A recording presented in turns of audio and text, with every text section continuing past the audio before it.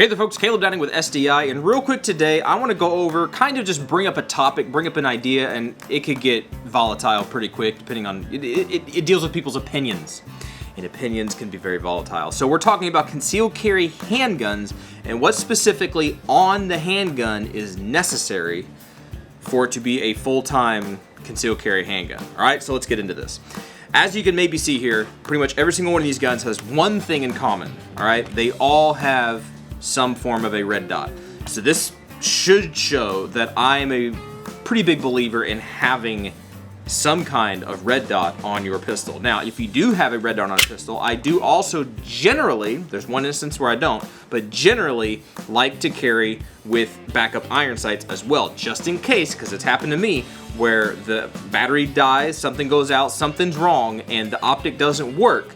If this is an actual use, concealed carry handgun, it needs to have some form of sighting system, right? So if the dot fails for whatever reason, because it is an electronic thing, you need to have some sort of iron sights. That's my opinion. That's what I believe. That's what I go by, and that's what I practice. All right.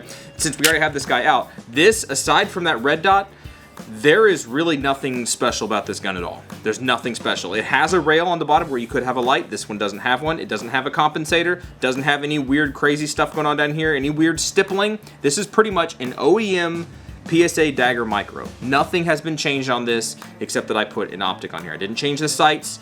Everything works. Everything works fine. This is a very slim, if I want to have something that is just as small as I'm comfortable with system, this is what I go with.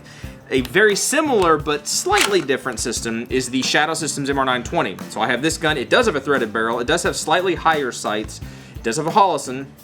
But the thing is that if the battery dies, like I said earlier, I still have those backup iron sights. This one does not have a light on it for different reasons. It's got a nice trigger on it. This is OEM for Shadow Systems, not OEM for like a Glock. So this is like an upgraded Glock. So in this case, this is still technically an OEM gun, right? Original manufacturing for all the legal purposes and different things. It's an OEM gun, but it also has an optic on it, all right? Moving over to something a little bit more Gucci is this guy right here. So this is another PSA Dagger Micro, but it's their longer slide with a built-in compensator on the front. Now, I have shot this some. I'm still working through some of the issues as far as which ammo it likes, so I really don't carry it that often. But it does have a built-in compensator, and this is where stuff starts to get interesting. Some people are like, that's too much.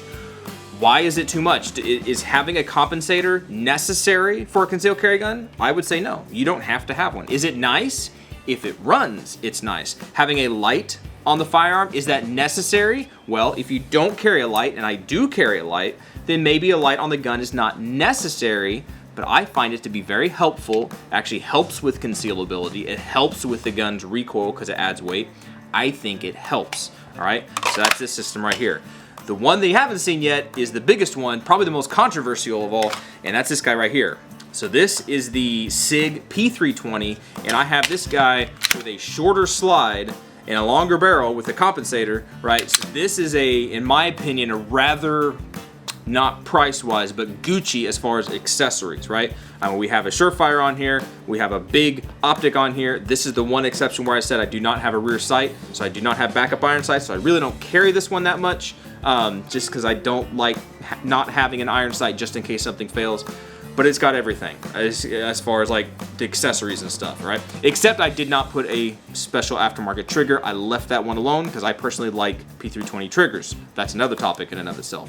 But anyway, I thought this would be an interesting topic to bring up because some people, I know some people that carry all the time, but they carry a very small, quote unquote, mouse gun.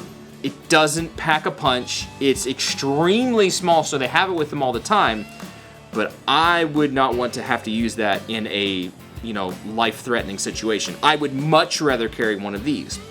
So the question for you guys is, what is necessary for you? What is on your checklist as far as like, if this is a concealed carry gun, not a range toy, not a play gun. This is a actual life saving equipment piece, tool. Throw all those words out there.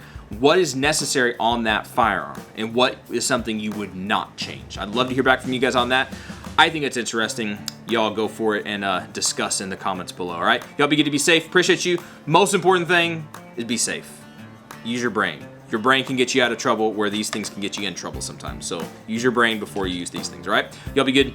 Hopefully we'll catch you guys in the next video. See you.